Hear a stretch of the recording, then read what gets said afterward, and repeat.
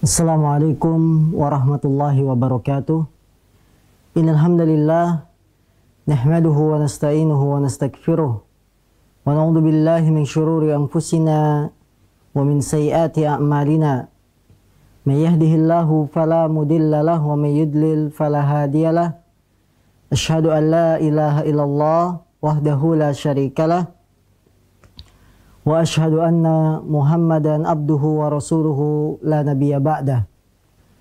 Yaqulullah tabaraka wa ta'ala, ya ayyuhalladzina amanu taqullaha haqqa tuqatih wa la tamutunna illa wa antum muslimun.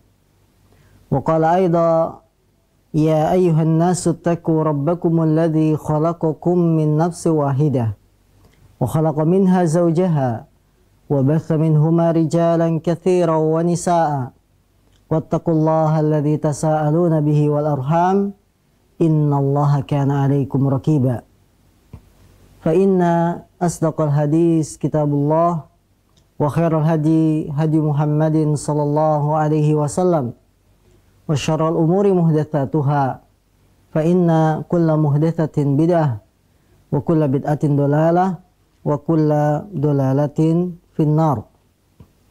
Para pemirsa, ukhti muslimah, saudari-saudariku yang dimuliakan Allah Subhanahu wa taala dimanapun Anda berada. Alhamdulillah di pagi hari ini kita bisa kembali dalam acara bedah kitab, bedah buku fikih wanita muslimah, yang acara ini insyaallah rutin diselenggarakan secara langsung pada setiap hari Sabtu pagi dengan mengambil rujukan buku yang kami tulis, panduan lengkap fikih ibadah wanita muslimah. Maka bagi para pemirsa dimanapun Anda berada, silakan dibuka bukunya yang sudah memiliki, dan bagi yang belum memiliki silakan menghubungi nomor pemasaran yang melayani hal ini. Bisa dibuka halaman 58.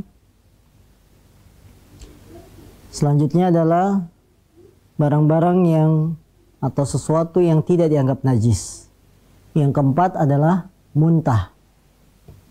Ada satu kaidah yang perlu kita ingat, kaidah berharga, bahwa asal segala sesuatu adalah suci. Ini hukum asal. Dan kita tidak boleh mengatakan najisnya sesuatu kecuali berdasarkan dalil, berdasarkan keterangan dari syariat Islam yang mulia ini. Maka apa yang dinajiskan oleh Islam kita najiskan, dan apa yang tidak ada keterangannya dari Quran maupun hadis tentang najisnya, maka kita kembalikan hukum asalnya adalah suci. Demikian halnya dengan muntah. Muntah sekalipun menjijikan, ya orang jijik tidak mau pegang muntah dan lain-lain, tapi secara sudut pandang agama, muntah itu adalah apa?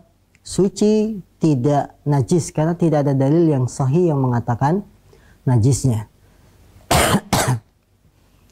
Adapun pendapat-pendapat yang mengatakan najisnya muntah, ini pendapat yang perlu ditinjau ulang. Karena sesuatu yang tidak dibangun di atas dalil, maka bukanlah sesuatu yang bisa dipegang. Muntah walaupun najis, tapi hukumnya adalah suci karena tidak ada dalilnya. Sama halnya dengan misalkan sesuatu yang keluar dari hidung kita, apa namanya? Ingus. Ingus itu jijik tidak? Jijik kan? Orang tidak akan main-main ingus. Orang nggak senang. Bahkan kalau ingus keluar, diapakan? Dibersihkan. Tapi bukan berarti ingus itu najis. Saat kita tidak membawa sapu tangan, tidak membawa tisu, ya, kemudian ingus kita keluarkan dari hidung, apakah kita harus cuci tangan? Ya pakai sabun karena dia najis? Tidak, karena ingus itu suci walaupun menjijikan. Begitulah halnya dengan muntah. Sekalipun dia menjijikan, tapi tidak najis alias suci. Adapun hadis yang berbunyi, ya Ammar, innama yuksalu thawbu min khamsin minal ghaiti wal bauli wal qai'i wad dami wal mani. Wahai Ammar, sungguhnya pakaian itu hanya dicuci karena 5 perkara. 1. Kotoran manusia, air kencingnya, muntah, darah, dan air mani. Hadis ini, ya, ada yang beranggapan bahwa muntah itu najis berdasarkan hadis ini, tapi ketahuilah hadis ini adalah hadis yang batil menurut penilaian para ulama hadis. Jadi tidak jadikan hadis yang sahih yang bisa dijadikan sandaran untuk mengatakan najisnya muntah. Yang kelima, suatu yang bukan najis, badan orang kafir. Orang kafir adalah orang yang tidak beriman kepada Allah, yang tidak beriman kepada Rasulullah SAW, dan mereka adalah sejelek-jeleknya makhluk. Innal ladzina kafaru min ahlil kitab wal musyrikina ulaika hum syarrul bariyah. Sungguhnya orang-orang kafir dari kalangan ahli kitab, orang-orang musyrikin, mereka adalah sejelek-jelek makhluk. Akan tetapi walaupun mereka kafir, ya, sejelek-jelek makhluk, badan mereka tidak najis. Artinya kalau Anda punya tetangga misalkan non-muslim, kita bersalaman dengan tetangga kita, laki-laki dengan laki-laki bersalaman, maka tidak mengapa karena badan orang kafir tidak najis. Apa maksudnya yang disebutkan dalam ayat innamal musyrikuna najasun, sungguh orang musyrik kafir itu najis? Maksudnya adalah najis i'tiqadi, najis keyakinan mereka. Hati mereka yang tidak beriman kepada Allah itulah yang najis, bukan fisik atau badannya. Kita perhatikan firman Allah dalam surat At-Taubah ayat 28. Ya ayyuhalladzina amanu innamal musyrikuna najasun fala yaqrabul masjidal haram ba'da amihim hada. Hai orang-orang yang beriman, sungguh orang-orang yang musyrik itu najis, maka janganlah mereka mendekati Masjidil Haram sesudah tahun ini. Imam Ibnu Katsir, seorang ulama yang kita telah ketahui, di mana beliau terkenal dengan tafsirnya, tafsir Al-Quran Al-Azim. Beliau menafsirkan ayat yang mulia ini menunjukkan akan najisnya orang musyrik sebagaimana ditunjukkan dalam hadis yang sahih. Innal muslima la yanjus, orang muslim itu tidak najis. Adapun kenajisan badannya, maka mayoritas ulama berpendapat tidak najis, ya. Jadi maksud kenajisan badannya tidak najis. Orang musyrik najis, najis hatinya, najis keyakinannya. Yang dia mengatakan Allah itu salah satu dari 3 unsur. Ya, Allah telah membantah mereka, bahkan menegaskan kekafiran mereka. Laqad kafara alladziina qalu innallaha salisu salasah. Sungguh telah kafir orang yang mengatakan sungguhnya Allah itu salah satu dari tiga unsur. Walhasil badan orang kafir tidak najis. Adapun maksud ayat Al-Quran bahwa orang musyrik itu najis adalah najis maknawi, bukan sebenarnya. Ini merupakan madhab Syafi'i, mayoritas ulama salaf, dan pendapat terkuat dari Malikiyah. Jadi kesimpulan, badan orang kafir tidak najis, ya. Yang najis adalah najis maknawi, najis keyakinannya, najis hatinya yang tidak beriman kepada Allah SWT. Kemudian yang keenam, yang bukan termasuk najis adalah badan orang junub dan wanita haid. Badan orang junub adalah suci, tidak najis. Jadi badan orang junub itu suci, tidak najis. Artinya, kalau seorang mengalami junub, baik karena sebab mimpi basah atau berhubungan dengan istrinya, maka badannya suci, tidak najis. Walaupun dia setelah itu misalkan sedang junub, mengambil gelas untuk minum air putih, maka gelas tidak perlu dicuci dengan sabun, karena tangannya orang yang sedang junub tidak najis. Apa dalilnya? Hadis Abu Hurairah, yang hadis ini dikeluarkan oleh Imam Bukhari dan Muslim. Anna Nabiyya sallallahu alaihi wasallam laqiyahu fi ba'di tariqil Madinah wa huwa junubun fankhaнаstu minhu fadhahaba faktasala thumma jaa'a faqala aina kunta ya Aba Hurairah qala kuntu junuban fakarihtu an ujalisaka wa ana ala ghairi taharatin faqala subhanallah innal muslima la yanjus. Bahwasanya Nabi SAW pernah bertemu dengan Abu Hurairah di satu jalan di kota Madinah. Ya, Nabi ketemu dengan Abu Hurairah di satu jalan di kota Madinah. Sedangkan pada saat itu dia dalam keadaan junub. Lalu Abu Hurairah bersembunyi menghilang dari Nabi untuk pergi mandi. Kemudian ketika datang, Nabi bertanya, kemana engkau tadi wahai Abu Hurairah? Abu Hurairah menjawab, aku menjawab, tadi saya junub dan saya tidak suka untuk duduk bersamamu sedang diriku tidak suci. Mendengar hal itu, Nabi bersabda, subhanallah, sungguhnya orang muslim itu tidak najis. Nah, ini dalil tegas sekali. bahwa orang yang junub badannya, tangannya tidak najis.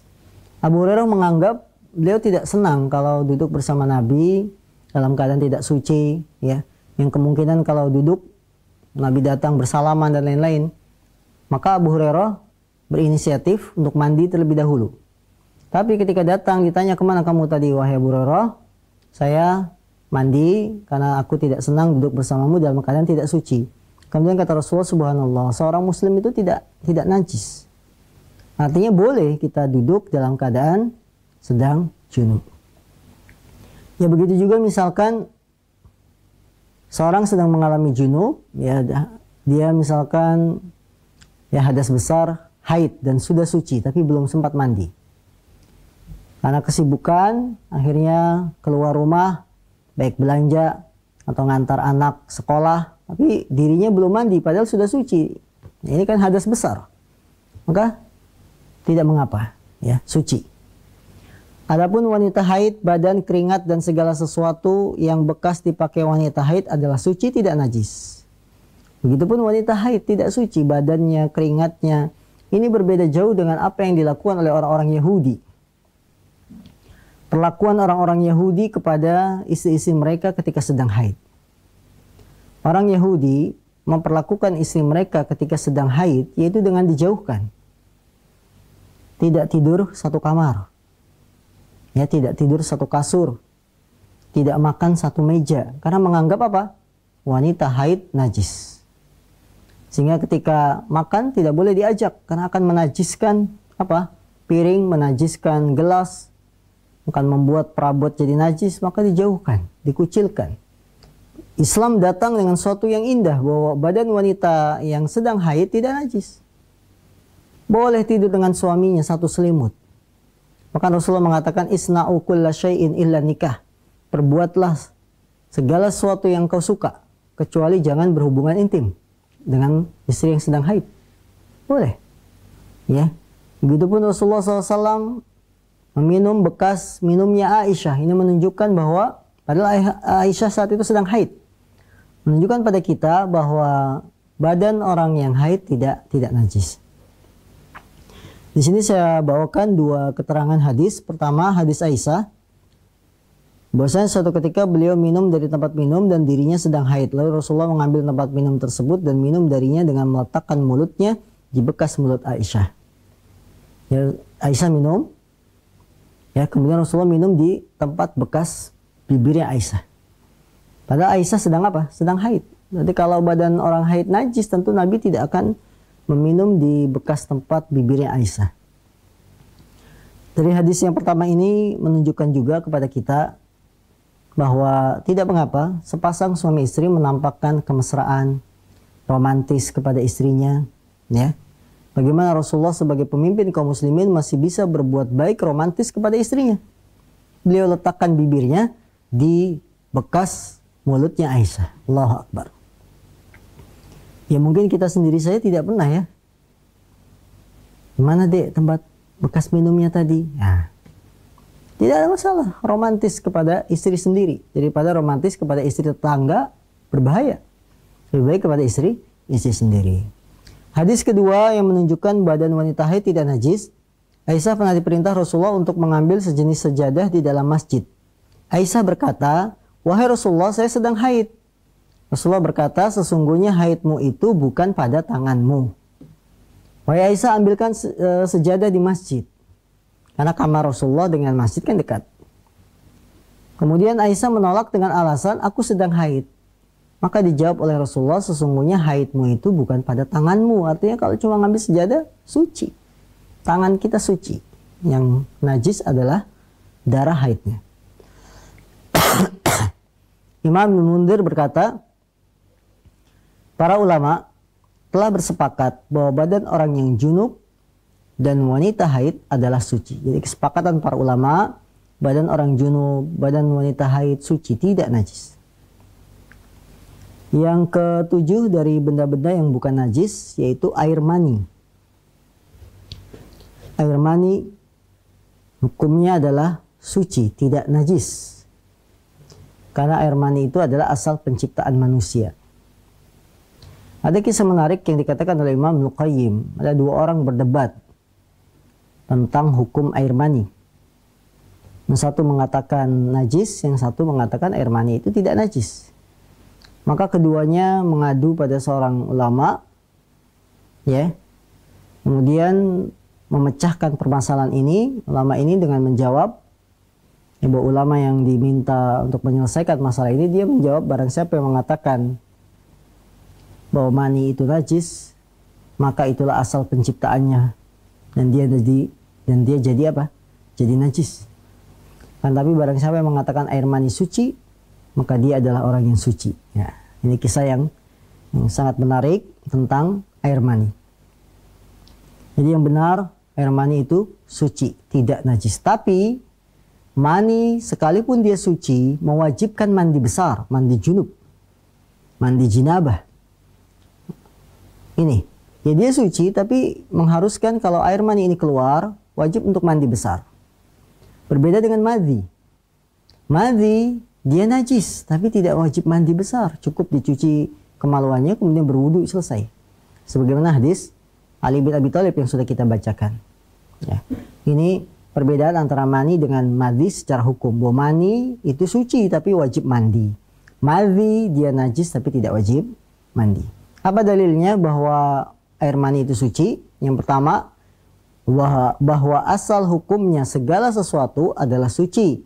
Tidak boleh dikatakan najis kecuali berdasarkan dalil. Ya, asal segala sesuatu itu suci, tidak boleh kita tetapkan dia najis kecuali ada keterangannya, ada dalilnya. Yang kedua, bahwa air mani itu suci berdasarkan hadis Aisyah yang berbunyi, "Walaqad ra'aituni afrukuhu min thawbi Rasulillah sallallahu alaihi wasallam farkan fa yusalli fihi." Sungguh engkau telah melihat aku mengerik mani dari pakaian Rasulullah SAW. Kemudian beliau sholat dengan memakai pakaian tersebut. Artinya pakaiannya Rasulullah yang terkena mani itu dikerik, kemudian Rasulullah sholat dengan pakaian itu. Ya, ini menunjukkan bahwa air mani adalah suci. Kemudian air mani adalah asal penciptaan manusia, maka bagaimana mungkin kita katakan asal manusia tercipta dari sesuatu yang najis? Ya. Allahu a'lam. Iya benar, air mani itu suci. Maka ketika pakaian kita terkena air mani, kalau dia basah bisa dibersihkan, dicuci, ya. Kalau dia kering, cukup dikerik saja.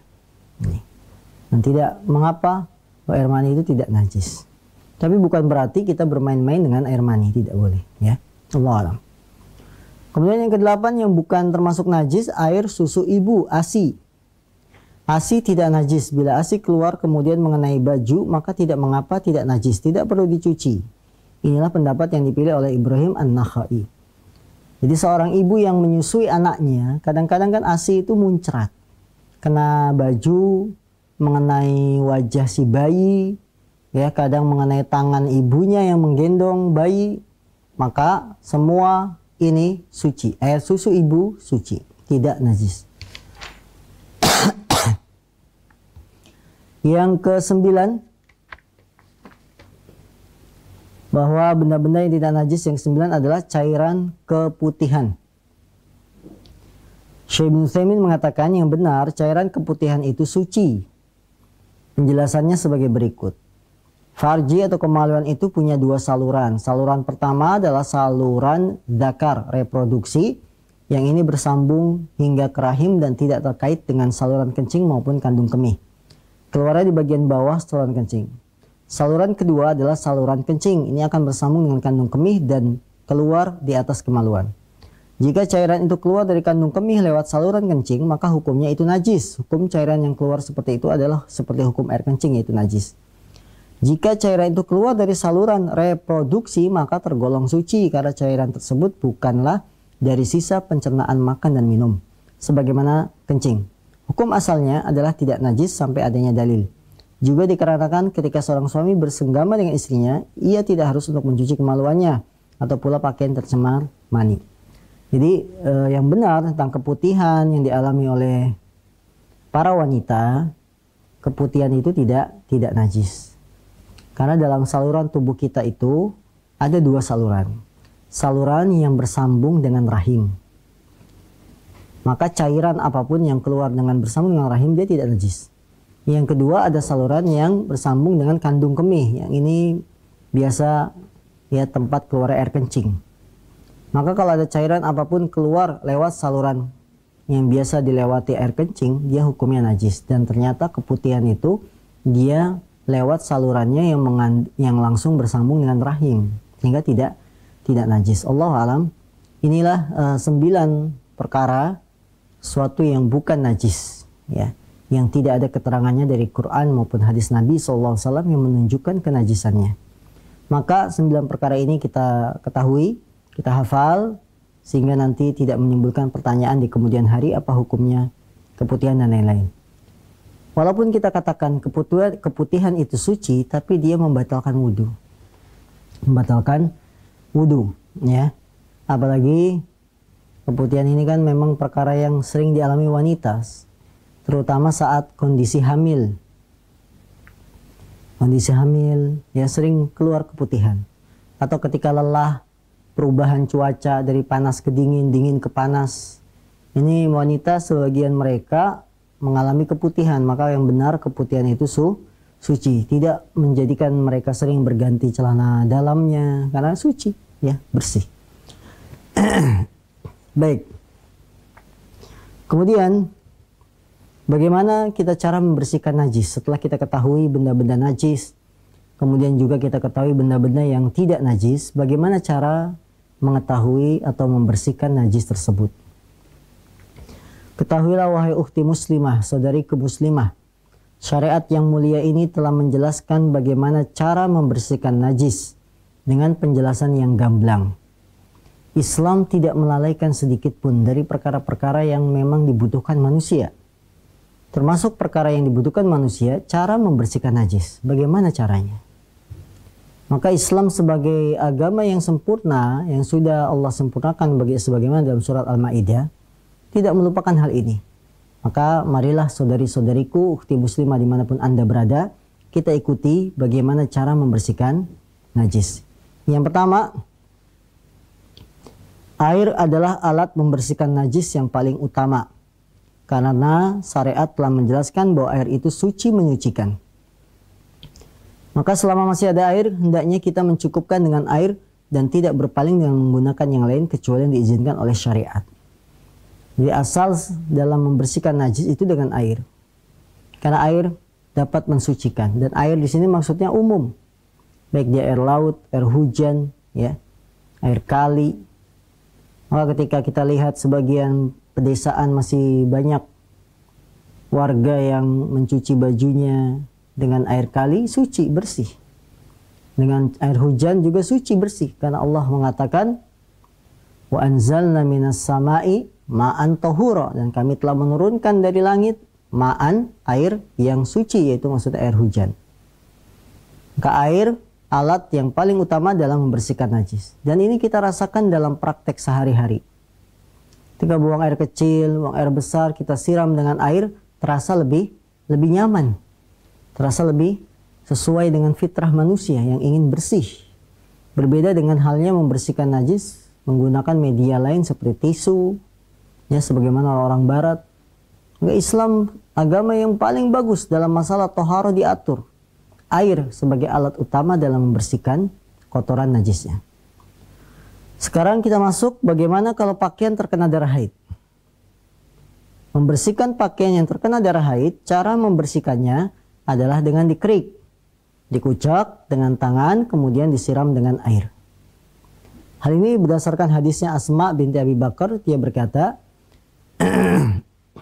Ja'at imra'atun ilan Nabi sallallahu alaihi wasallam, faqalat ihdana yusibu sawbaha min damil haidah, kaifa tasna'u bih? Qala tahuttuhu, thumma taqrusuhu bil ma'i, thumma tandahuhu, thumma tusalli fih. Ada seorang wanita menemui Nabi, kemudian dia bertanya, seorang wanita pakaiannya terkena darah haid, apa yang harus diperbuat?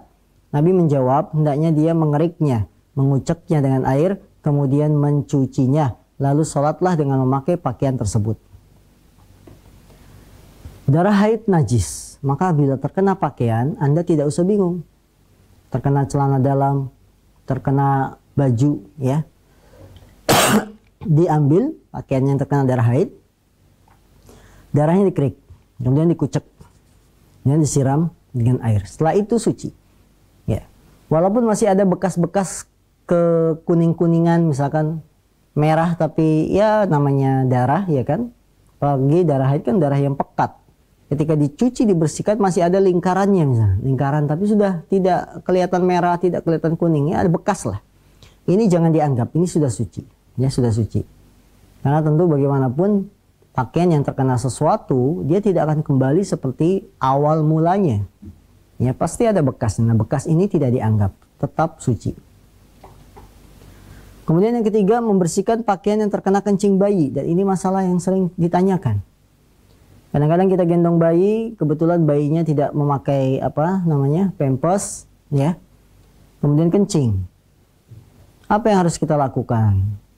Apalagi dalam perjalanan, kereta, di pesawat yang memang sulit ya dalam membersihkan sesuatu pakai air. Di bis, anak kencing, ya, si bayi. Kemudian mengenai pakaian kita, apa yang harus kita lakukan? Bila bayi laki-laki, cukup diperciki dengan air. Bila bayinya perempuan, maka dicuci. Rasulullah bersabda, yurashu min baulil gulami wa yuksalu min baulil jariyah. Cukup dipercikan air dari kencing bayi laki-laki dan hendaknya dicuci karena sebab kencing bayi perempuan. Kalau bayi tersebut laki-laki yang kencing, diperciki air. Ya misalkan ini kain, baju, ya, kena kencing, maka ambil air, perciki saja. Perciki, ya, digini-ginikan, sudah suci. Adapun kalau bayinya perempuan, maka dicuci. Ini misalkan baju, kena kencing bayi perempuan, siram air, suci, kucek-kucek, ya. Atau kalau dalam bis Anda tidak mampu, ambil air satu genggaman tangan, siramkan ke tempat yang kena najisnya, kemudian sambil dikucek-kucek, bersih. Kalau memang yang kencing adalah bayi perempuan. Yang keempat, membersihkan pakaian yang terkena madhi. Madhi sudah kami jelaskan, dia cairan yang encer, lengket, ya. Berbeda dengan mani. Mani itu kental dan sama-sama lengket. Kemudian keluarnya madhi itu karena sebab faktor kecapean, cuaca, ya juga karena memikirkan sesuatu, itu bisa keluar madhi. Bagaimana cara membersihkannya? Karena keluarnya madhi sering terjadi dan sering dialami oleh setiap orang, maka Islam memberi kemudahan dalam membersihkannya. Bila madhi mengenai pakaian, maka cukup dipercikkan air di tempat yang terkena madhi tersebut. Nah, Rasulullah berdasarkan hadis, yakfika an ta'khudha kaffan min ma'in fatandoha bihi saubaka haitsu tara annahu asaba min. Cukup engkau mengambil air dengan satu genggam tangan, kemudian engkau percikkan ke bajumu yang terkena madhi. Ini baju kita kena madhi, ambil satu genggam air di tangan, percikan, sudah. Yang menunjukkan bahwa pakaian tersebut kembali suci, baju tersebut suci, ya, karena madhi itu najis. Jika kena baju, maka dibersihkan dengan dipercikan air. Yang kelima, membersihkan ujung pakaian wanita. Sebagaimana kita ketahui bersama bahwa pakaian wanita itu berbeda dengan pakaian laki-laki dari segi panjang ke bawahnya. Untuk pakaian wanita dari segi panjang ke bawahnya, ya, yang afdol adalah dia menutupi kedua mata kakinya. Apabila telah menutupi kedua mata kaki, otomatis ujung pakaian wanita ini akan mengenai tanah, mengenai jalan. Bagaimana kalau jalan itu najis atau banyak yang najisnya? Seperti misalkan di pasar, ya, yang orang tidak perhatian terhadap kotoran, atau di tempat-tempat tertentu yang memang banyak kucingnya sehingga kotoran kucing tersebar. Nah, kalau ujung pakaian wanita terkena najis, bagaimana cara membersihkannya? Bila ujung pakaian wanita terkena najis, maka tanah yang dipijak setelahnya akan menyucikannya. Dasarnya adalah hadis yang menceritakan seorang wanita yang bertanya kepada Ummu Salamah, istri Nabi SAW. Aku adalah wanita yang memanjangkan pakaianku dan aku berjalan di tempat yang kotor. Bagaimana dengan ini? Ummu Salamah menjawab, Nabi bersabda, yutahhiruhu ma ba'dah. najis yang mengenai ujung pakaian tersebut disucikan dengan tanah yang setelahnya. Kaum muslimin, ukhti muslimah dimanapun Anda berada, kalau pakaian Anda panjang sehingga mengenai tanah, yang mengenai lantai, maka tidak usah khawatir dengan kondisi ujung pakaian Anda tersebut. Bila di jalan yang kotor, kemudian ujung pakaian ini terkena najis, dia akan menjadi suci dengan jalan yang kita injak setelahnya. Karena satu hal yang kita pahami, bahwa jalan yang akan dilewati manusia tidak semuanya isinya najis. Kita sepakat ini. Ya, misalkan kita dari rumah melewati pasar, kemudian melewati tempat yang lain. Apakah kita yakin dari sejak keluar rumah sampai pasar semuanya jalan yang kita lewati itu najis? Sampai setelah pasar lewat lagi itu masih najis? Tidak. Anggaplah najisnya ketika masuk pasar. Setelah lewat pasar, kita akan melewati jalan biasa lagi. Itu yang akan mensucikannya. Karena tidak ada sepanjang jalan isinya najis semua, tidak ada. Ya, kita lewat lapangan tidak yakin semua seluas lapangan sepak bola isinya najis semua, tidak ada. Pasti ada yang bersih, yang suci. Nah, yang bersih, yang suci itulah yang akan membersihkan ujung pakaian kita sehingga tidak najis. Kemudian yang keenam, membersihkan najis yang menempel di bawah sepatu atau sandal. Dari Abu Sa'id bahwasanya Nabi bersabda, "Idza jaa ahadukum ilal masjidi falyaqlib na'laihi walyanzur fihima khabathan falyamsahu bil ardi wal yusalli fihima." Apabila salah seorang di antara kalian hendak datang ke masjid, maka lihatlah sandalnya terlebih dahulu. Jika ia melihat najis, maka bersihkanlah dengan menggesekkannya. Ya. Menggesekkannya di tanah, kemudian salatlah dengan keduanya. Ini bila najis menempel di bawah sepatu atau sandal, karena termasuk sebuah keumuman ya, kita pakai sandal ternyata menginjak kotoran kucing, otomatis najis. Gimana cara membersihkannya? Digesek-gesekkan ke tanah. Ya, kalau Anda kurang puas, maka Anda bisa bersihkan dengan kayu yang lain sehingga yang menempel di tanah sepatu tersebut betul-betul bisa hilang. Kalau masih bau, maka Anda harus cuci.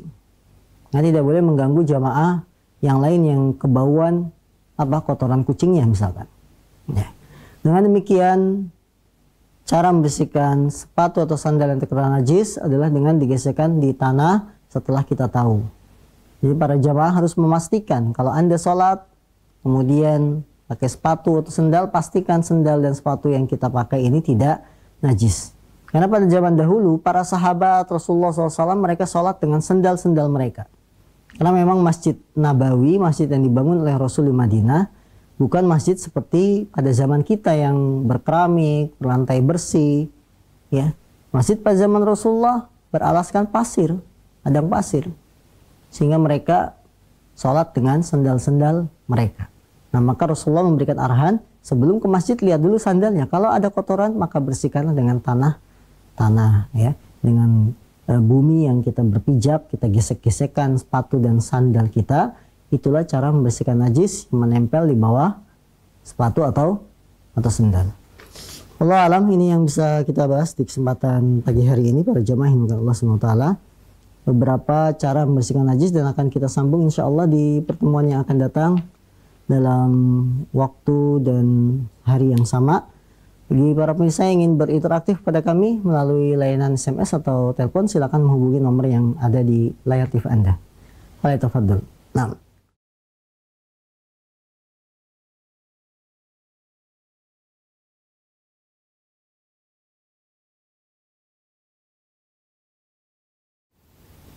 Ada pertanyaan yang masuk. Pertama, Assalamualaikum warahmatullahi wabarakatuh. Waalaikumsalam warahmatullahi wabarakatuh. Dari hamba Allah, saya mau bertanya Ustadz, apakah sah melakukan sholat sunat tahajud dan sholat duha apabila kita membaca doa terakhirnya dengan menggunakan bahasa Indonesia? Terima kasih banyak. Dan apakah sholat sunnah taubat dikerjakan ada jam-jamnya? Sholat sunat tahajud, sholat duha apabila kita membaca doa terakhirnya dengan menggunakan bahasa Indonesia. Apa maksud doa terakhirnya? Kalau maksud doa terakhirnya adalah sujud terakhir, kemudian tahiyat, sujud, doa sujud adalah subhana rabbiyal a'la. Ini tidak boleh diganti dengan bahasa Indonesia Maha suci Allah yang maha tinggi. Karena subhana rabbiyal a'la terjemahannya apa? Maha suci Allah yang maha tinggi. Tidak boleh diganti. Harus baca subhana rabbiyal a'la. Ya. Atau tahiyatnya diganti at-tahiyatulillah. Ya, kehormatan atau salam sejahtera bagi Allah SWT tidak boleh diganti, harus pakai bahasa Arab. Kalau doa-doa itu termasuk doa-doa sholat. Akan tetapi kalau doa di sini maksudnya adalah doa pribadi kita, kita sholat tahajud punya keinginan pribadi. Kemudian di sujud terakhir kita minta pada Allah, ya Allah berikanlah jodoh kepadaku ya Allah. Nah, pakai bahasa Indonesia boleh, karena ini maksudnya doa pribadi, bukan doa bagian sholat. Tapi kalau doa-doa bagian sholat, dia harus pakai bahasa Arab semua. Doa sujudnya, doa tahiyat terakhirnya, tasyahud awal, tasyahud akhir, itu harus pakai bahasa Arab, tidak boleh diganti. Allah a'lam. Tanyaan berikutnya dari hamba Allah, apa hukumnya apabila kita mendengarkan musik seperti mendengarkan lagu melalui HP atau TV? Karena ada yang mengatakan haram hukumnya. Apakah benar? Iya benar. Mendengarkan musik ya haram hukumnya, baik lewat HP atau lewat televisi. Ya, tidak boleh. Berdasarkan firman Allah SWT bahwa qaul zur, ucapan-ucapan lagu, ucapan-ucapan yang bisa melalaikan, maksudnya adalah alat musik, dan Rasulullah mengharamkan bahwa nanti akan ada satu kelompok manusia yang menghalalkan al-ma'azif. Ma'azif itu alat musik. Maka kalau Rasul katakan nanti akan ada yang menghalalkan, berarti sebelumnya apa? Haram, ya. Tidak boleh. Nah, pertanyaan berikutnya melalui SMS dari saudara Galih di Pekalongan. Ustadz, bolehkah wudhu dengan air hangat? Apakah kurang afdol? Berwudhu dengan air hangat hukumnya boleh dan sah wudhunya, karena tidak disyaratkan wudhu itu harus pakai air dingin atau air yang normal. Boleh dengan air hangat. Terlebih ketika musim dingin, ya. Mungkin kalau di negeri kita musim dingin, musim hujan tidak seberapa dinginnya, tapi kalau di negara luar, di Eropa atau di negara Saudi Arabia yang ketika datang musim dingin bisa sampai minus, ya, di bawah 0. Ini sangat dingin sekali, dan berwudu pakai air hangat boleh, tidak dibenci. Tidak dibenci. Akan tapi kalau Anda misalkan tetap pakai air dingin ketika terjadi musim dingin, maka itu lebih utama, lebih afdol, karena sesuai dengan beratnya yang kita rasakan. Nah, dari Ummu Hamzah di Lubuk Linggau, Ustaz, saya mau tanya, ilernya orang tidur tengkurap itu najis apa tidak? Waalaikumsalam warahmatullahi wabarakatuh. Ummu Hamzah di Lubuk Linggau, ilernya orang yang tidur tengkurap dia tidak najis, hukumnya suci, ya. Sehingga sah untuk dibuat pulau karena suci. Jadi tidak najis. Iler, ingus, apalagi yang di hidung suka keluar apa? Upil, itu suci dia. Tapi jangan dimain-mainin, dikasih orang, ditakut-takutin, ya. Ini saya punya ini, ayo. Nah, tidak. Orang jijik, tapi jijiknya tidak membuat dia najis. Nah, baik, kita angkat telepon dari pemirsa. Halo. Assalamualaikum. Ya, silakan Bapak. Assalamualaikum. Waalaikumsalam warahmatullahi wabarakatuh. Assalamualaikum warahmatullahi wabarakatuh. Dari Bapak Abdullah di Padang, Ustaz. Ya. Saya Silakan. punya masalah nih, Ustaz. Sering buang-buang yang kecil-kecil, kadang habis duduk terasa lagi. Kalau di rumah kita bisa ganti pakaian. Kalau dalam perjalanan gimana caranya, Ustaz? Baik. Membersihkannya. Cukup. Mohon penjelasan, Ustaz. Ya. Assalamualaikum warahmatullahi wabarakatuh. Waalaikumsalam warahmatullahi wabarakatuh. Dari saudara kita Bapak Abdullah di Padang, beliau menanyakan ada permasalahan yang saya hadapi, yaitu seringnya keluar air kencing ketika setelah berwudu. Kalau di rumah mungkin bisa kita cegah, ya. Beliau mengatakan kalau di rumah bisa habis wudu ada air kencing keluar, kemudian bisa kembali ke kamar mandi, bisa kembali berwudu lagi. Bagaimana kalau dalam perjalanan yang ini memang susah, di bis, di kereta, ya, yang sangat menyulitkan? Jawaban kami yang pertama, hindarilah was-was setan.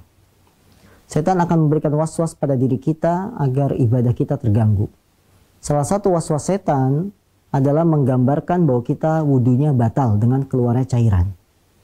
Maka jangan kita bermudah-mudah mengikuti was-was setan, karena was-was setan tidak boleh kita ikuti dalam 3 keadaan.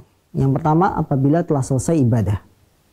Kalau kita sudah selesai ibadah, timbul rasa was-was, seolah-olah wudu saya batal, seolah-olah ada cairan keluar. Jangan diikuti. Semakin kita ikuti, setan semakin senang. Dan setan akan semakin bernafsu untuk memberikan was-was yang berikutnya. Yang kedua, was-was itu tidak boleh diikuti kalau sering dan terus-menerus. Ya. Setiap selesai wudu, kita dihinggapi rasa was-was batal. Hingga akhirnya kita wudu lagi, batal, wudu lagi. Terus begitu. Kalau kita ikuti, maka Anda akan menjadi orang yang was-was. Maka bagaimana solusinya? Stop. Sudah stop, yakini bahwa wudhu saya ini tidak batal dan tidak, wudhu saya ini sah. Sehingga dengan selesai seperti itu Anda akan melaksanakan sholat. Yang ketiga, was-was tidak boleh diikuti kalau hanya sekedar prasangka, tidak ada bukti. Prasangka perasaannya kok batal, perasaannya kok begini. Itu jangan diikuti, itu was-was setan. Ini yang pertama yang bisa kami jawab. Yang kedua, permasalahan keluarnya air kencing setelah berwudu. Kalau memang Anda sudah pastikan ini air kencing, ya, ini air kencing, maka batal wudunya. Kalau memang dipastikan air kencing. Tapi kalau sekedar was-was, bukan tidak yakin ini kencing atau bukan, maka ambillah yang yakin.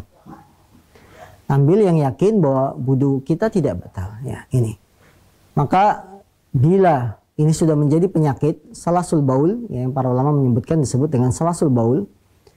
Solusinya adalah ketika tiba waktu sholat, kita jangan tergesa-gesa untuk menyelesaikan kencing, tapi bersabar. Ya, kalau memang ini sudah menjadi penyakit ya, kencing terus di perjalanan dan lain-lain. Kalau memang sudah tiba waktu sholat, kita buang hajat, jangan tergesa-gesa, selesaikan sampai tuntas.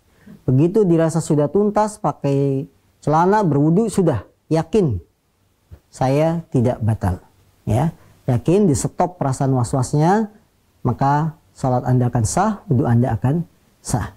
Ini solusi kalau memang itu sudah menjadi penyakit. Tuntaskan saat buang hajat sebelum salat. Sudah tuntas, yakinlah berwudu, jangan mengikuti was-was. Setelah berwudu, lanjutkan salat. Tidak usah dihiraukan dengan perasaan ada yang keluar, ada yang keluar. Ini, wallahu a'lam. Nah, pun berikutnya, halo.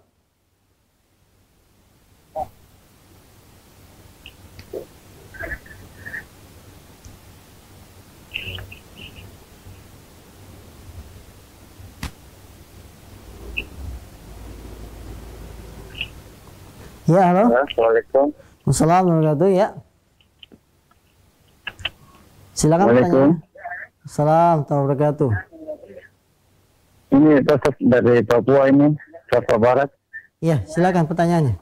Ini Ustaz, ini saya mau tanya, itu katanya salat tepat untuk salat taubat, katanya salat maghrib, betul-betul atau waktu yang tepat bagaimana Ustaz? Salat taubat.